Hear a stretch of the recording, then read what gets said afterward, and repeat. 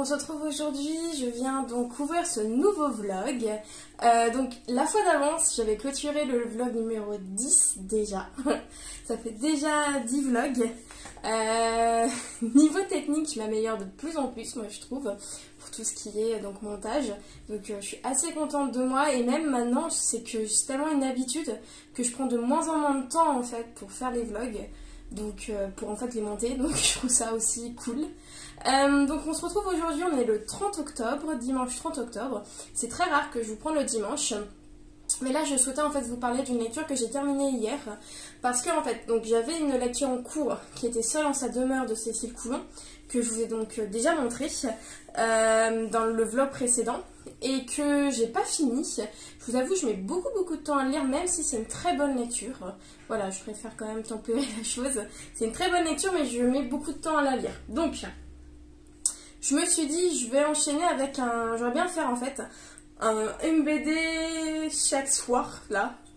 Parce que j'ai un pont de 4 jours, donc je me dis, pourquoi pas commencer par une BD chaque soir quasiment pour, voilà, pour un peu aussi vider ma palle. Donc, j'ai lu... hier soir, Les filles de Salem, de Thomas Gilbert, Comment nous avons condamné nos enfants. C'est en fait ça raconte l'histoire des sorcières de Salem, comment ça a commencé. Mais bon, on va dire que c'est quand même romancé parce qu'on ne sait pas vraiment si ça a commencé comme ça, parce que nous on n'a que les écrits des personnes qui ont condamné ces filles. Et en fait on a l'histoire voilà, de 4 jeunes filles qui ont été condamnées injustement de sorcellerie, alors que dedans ils nous montrent bien que ce n'est pas de la sorcellerie, mais c'était juste des choses que les femmes faisaient et qui étaient en fait très punies par la société, et qui étaient en fait, ces femmes-là étaient plutôt très libres de penser, et ça déplaisait donc aux hommes. Donc il y a surtout, moi l'histoire c'est surtout de...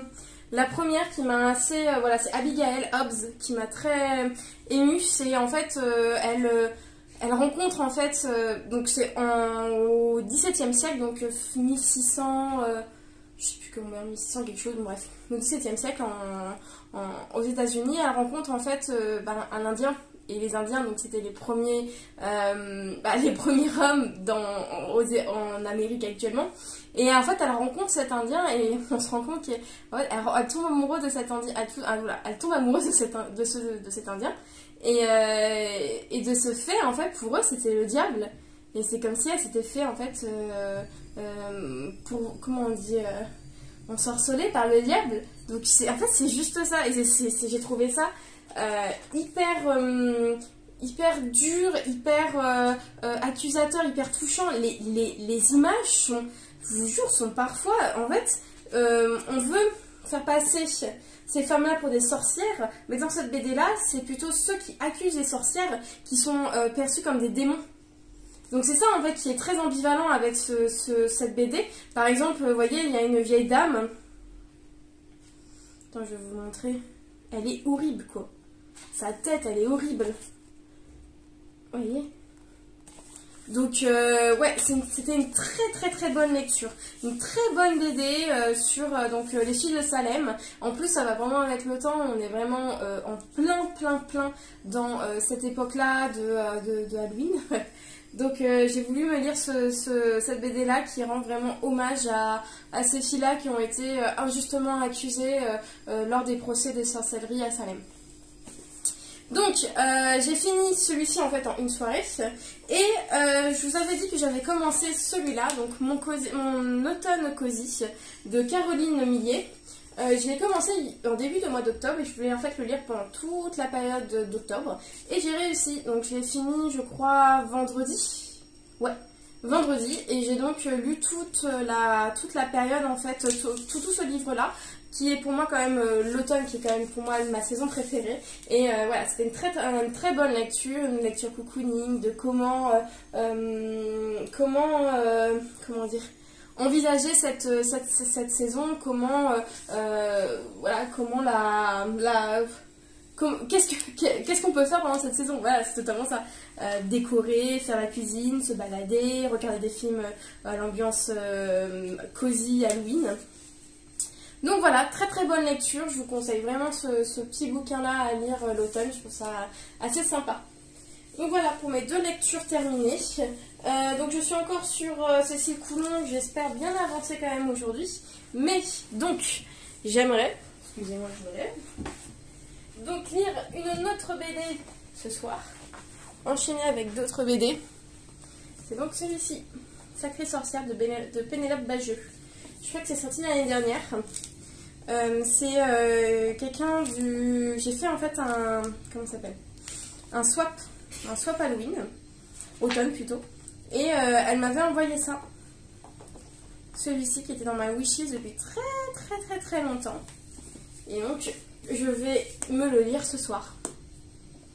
En plus Sacrée sorcière, ça tombe encore dans le, comment dire, dans la thématique Halloween.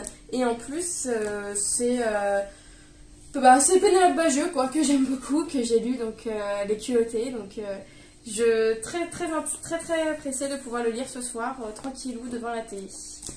Voilà, donc c'est tout pour aujourd'hui. J'espère vous reprendre très bientôt, soit dans la semaine, peut-être mardi. Je verrai bien. Donc sur ce, je vous laisse là. À tout à l'heure.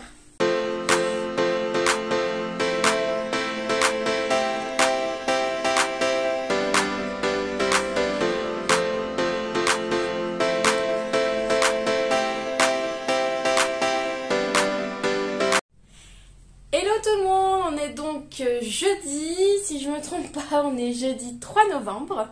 Je vous retrouve donc pour vous montrer en fait la lecture que j'ai terminée, ma lecture actuelle et quelques cadeaux que j'ai eus par des amis pour mon anniversaire, qui est donc des cadeaux délivresques. Tout d'abord, ma lecture en cours. Oh, pardon, excusez-moi. Oh là là, je suis fatiguée. La lecture que j'ai terminée. C'est donc Seul sa demeure de Cécile Coulon. Je vous en avais parlé, j'ai donc lu ce roman sur à peu près une semaine.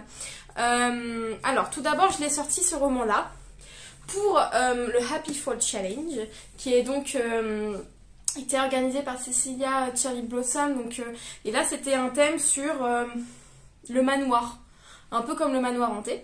Et je me suis dit que j'allais donc sortir le livre de Cécile Coulon, Seul en sa demeure, que j'avais depuis donc 1 an dans la palle.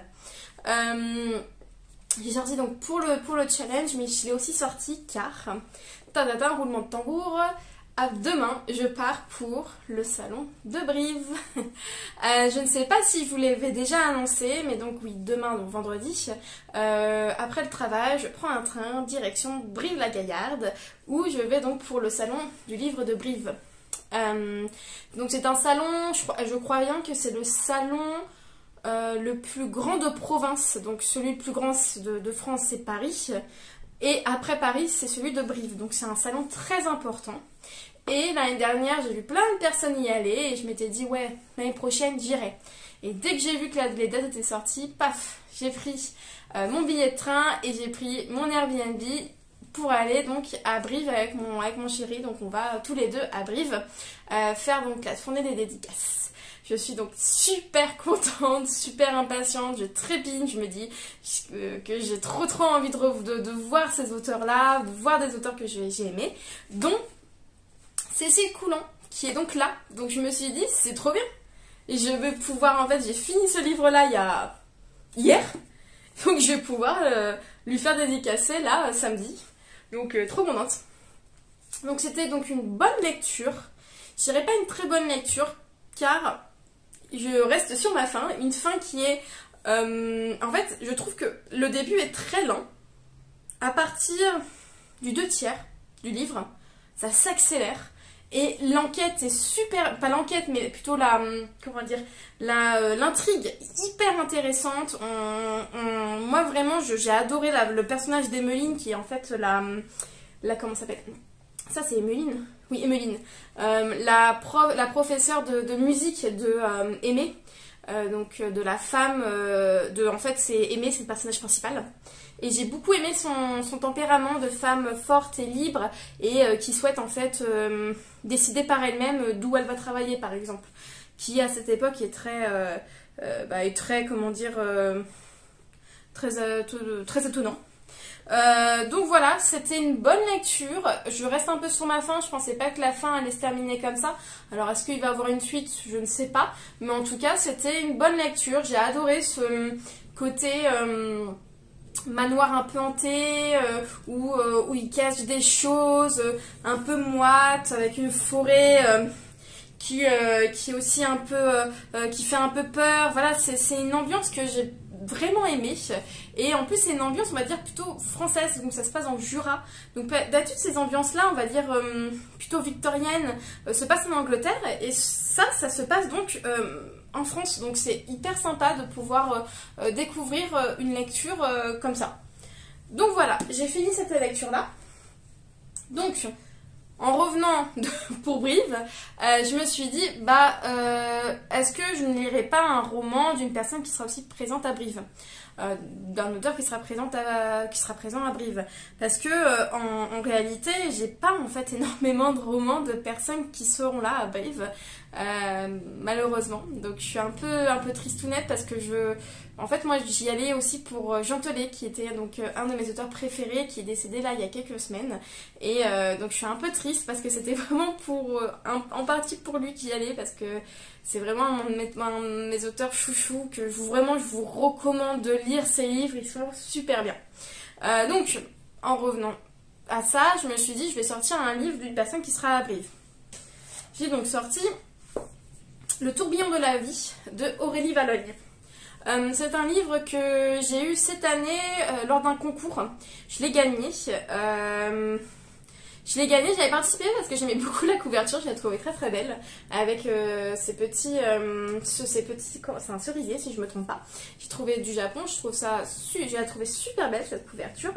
Donc je me suis dit que j'allais le sortir et enfin de ma palle, je vais pouvoir le lire. C'est un tout petit livre, hein, il fait même pas 300 pages. Allez si, pardon. Allez, 300 pages tout pile, il fait. J'ai déjà lu quasiment 100 pages, hein. J'ai commencé hier soir. C'est vraiment des tout petits chapitres. On enchaîne en fait sur la vie de deux personnages. Donc là pour l'instant on a rencontré donc deux personnages, Arthur et Louis. Arthur est le grand-père de Louis et Louis est donc en vacances chez son grand-père. Mais on apprend que son grand-père en fait... il a quand même des secrets, il a quelques secrets, dont un très lourd, c'est qu'il est malade. On devine, de toute façon je vous spoilerai hein, sur la 4e couverture, hein. En fait au fur et à mesure du livre, on comprend que Arthur il a la maladie d'Alzheimer. Il perd la mémoire et en fait il nous dit dans les premières lignes que c'est son dernier été avec lui. Donc voilà, je sens que ça va être un livre très dur. Où je vais pleurer. C'est un peu paradoxal de dire, j'aime bien ces livres-là qui font pleurer. Mais c'est des livres que je trouve moi, un livre où je pleure, je rigole, c'est des livres que pour moi, c'est vraiment tout le temps des coups de cœur. Et là, déjà, je rigole parce que Louis est très très très marrant avec son grand-père. Il a des expressions d'un enfant qui me fait trop rire. Et d'un côté, c'est triste parce que Arthur commence à perdre la mémoire et on arrive, voilà, on comprend que pour Arthur, ça va être très compliqué de vivre, de vivre cette maladie-là. Donc pour l'instant, très bonne lecture, j'adore. Aurélie Valogne sera donc là au salon de Brive, qui sera donc là, je pense, je crois que c'est samedi, donc j'en profiterai pour faire signer ce petit livre tout mignon. Donc voilà, pour mes lectures terminées et en cours, je vais donc vous montrer les 3 livres que j'ai reçus pour mon anniversaire. Eh oui, encore 3 livres. Le premier, j'ai donc reçu La Reine du Bal de Mary Higgins Clark. J'ai lu ce roman passer sur Instagram. C'est un roman policier. Si vous voulez, je vous lis la 4e de couverture. Ce soir-là, elle était la reine du bal.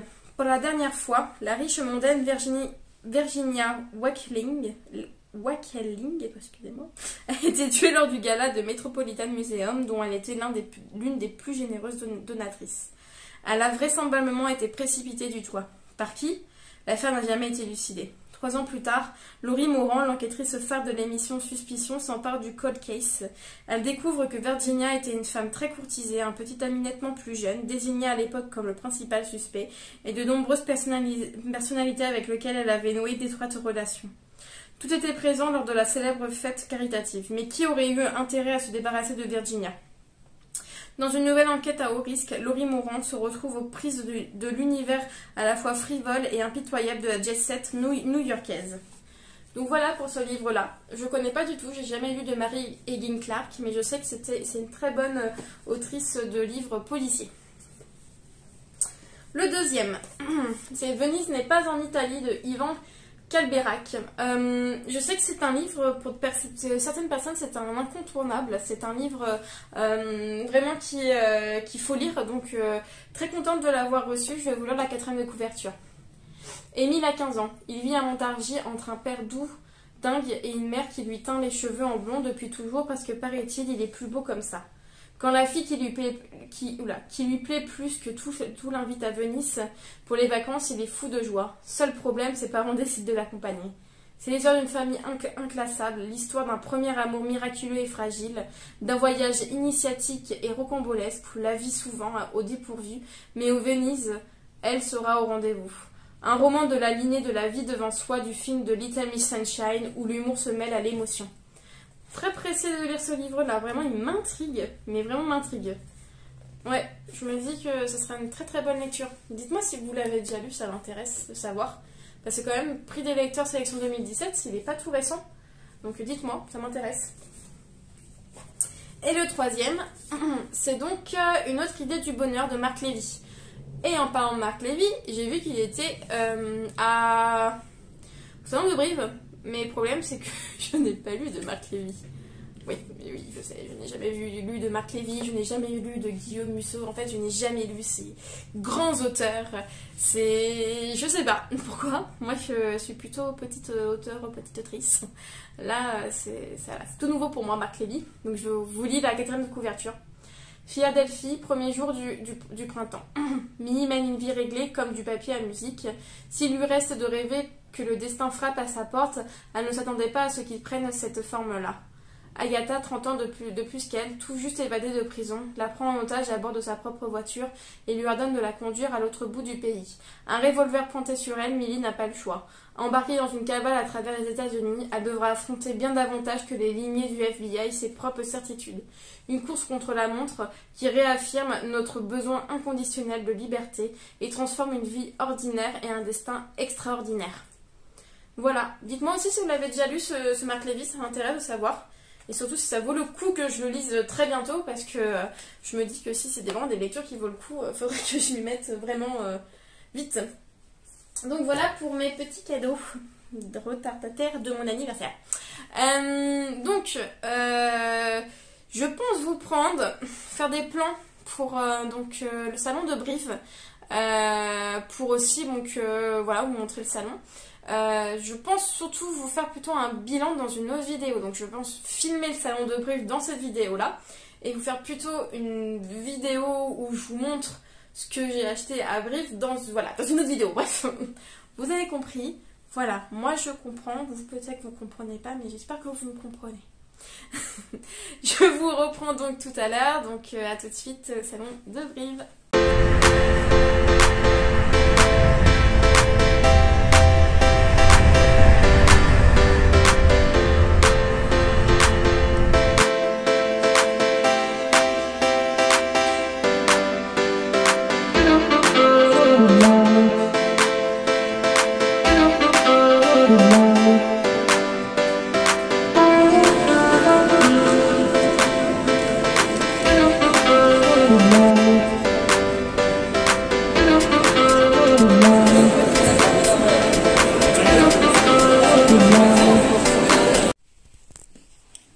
Hello! Alors, jour 1 à Brive, à la foire du livre de Brive, bilan 7 livres. J'ai un peu abusé. Donc, 2 brochets, on va dire 2 brochets, un semi-brochet et après, quand même 4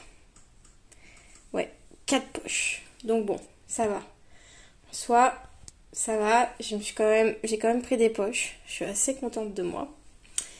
Donc voilà, c'était pour vous montrer ce petit bilan. Tout à l'heure.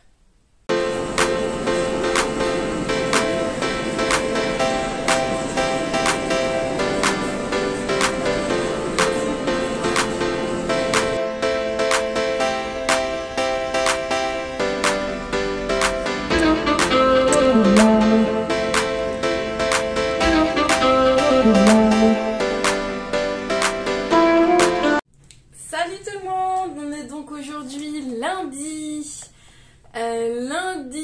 8, non, si, lundi 7, pardon, excusez-moi, lundi 7 novembre, je viens donc clôturer ce vlog. Donc vous avez vu donc les images d'avant, les images donc de la foire du livre de Brive, qui se sont donc passées pendant donc le week-end du 5-6 novembre. Donc je suis allée tout le week-end là-bas exprès pour cette foire que j'attends depuis quand même un an parce que j'avais vu déjà des images et ça me plaisait trop et je voulais trop y aller. Donc j'étais super contente de pouvoir échanger avec beaucoup d'auteurs. Je vais pas vous en parler dans cette vidéo là parce que je prévois en fait une vidéo bilan sur la foire de Brive parce que bah voilà, je pense que déjà cette vidéo là va faire à peu près 20 minutes et comme je vous ai dit que moi j'aime pas trop les gros vlogs, donc je vais donc m'abstenir pour aujourd'hui, pour ce vlog là, de vous parler en fait de mon bilan. Je vous montrerai donc dans une prochaine vidéo tous les livres que j'ai fait dédicacer et il n'y en a pas qu'un, donc j'aurais pas mal de choses à vous montrer. Donc pour cette vidéo, pour cette clôture de vidéo, Mocha, non Mocha, je suis désolée, mon chat fait ses griffes sur un fauteuil. Pour cette vidéo, je compte donc vous montrer. Donc j'ai fini ce livre, donc c'est le livre d'Aurélie Valognes, Le tourbillon de la vie, que j'ai fini donc samedi soir, à la fin en fait de Brive. Aurélie Valognes était en dédicace mais je n'ai pas pu la voir, il y avait une file d'attente énorme. J'ai donc à la fin de samedi soir, j'ai fini ce livre là. Ce fut une bonne lecture, très bonne lecture, je ne dirais pas très bonne lecture mais une bonne lecture. Une belle découverte. Je vous avoue que ça m'a beaucoup rappelé en fait Virginie Grimaldi, mais dans Virginie Grimaldi, moi ce que j'adore c'est surtout son trait d'humour. Là il y a un peu d'humour, mais pour moi il en manque un peu pour que ça soit vraiment un coup de cœur. Il manque un peu d'humour, il manque un peu de... J'ai parfois souri, mais voilà, j'ai pas éclaté de rire comme je peux le faire avec Virginie Grimaldi. Mais voilà, c'était une très bonne lecture, je dis toujours une très bonne lecture, mais c'est une bonne lecture. Mais je ne sais pas si je lirai un autre roman de cette autrice. Si vous me conseillez une autre lecture même qui est mieux que celle-ci, donc d'Aurélie Valognes, dites-le moi. Moi, je suis très intéressée de savoir si d'autres livres sont très bien de cet auteur. Donc voilà. Pour la lecture que j'ai terminée. Je vais pas vous montrer la lecture que j'ai encore bientôt terminée, que j'ai commencé hier et que je termine aujourd'hui. Et donc je préfère vous en parler pour l'autre vlog. Mais ce que je vais faire, je vais vous montrer plutôt un unboxing. Donc j'ai donc reçu, je crois vendredi avant de partir à la Brive. Voilà, je vais vous montrer. C'est donc Léa Boucadic. J'ai commandé en fait des marque-pages dans sa boutique. Sa boutique, elle est super sympa, Léa Boucadic. C'est une boutique donc que de marque-pages et souvent des marque-pages de saison. Donc c'est assez sympa de voir un peu ce qu'elle propose. Et là donc j'ai décidé de prendre plutôt des marque-pages assez cocooning. Donc voilà, je vous montre. Donc c'est Chocolate is like egg fragrance inside. Donc c'est le chocolat et comme un câlin. Voilà.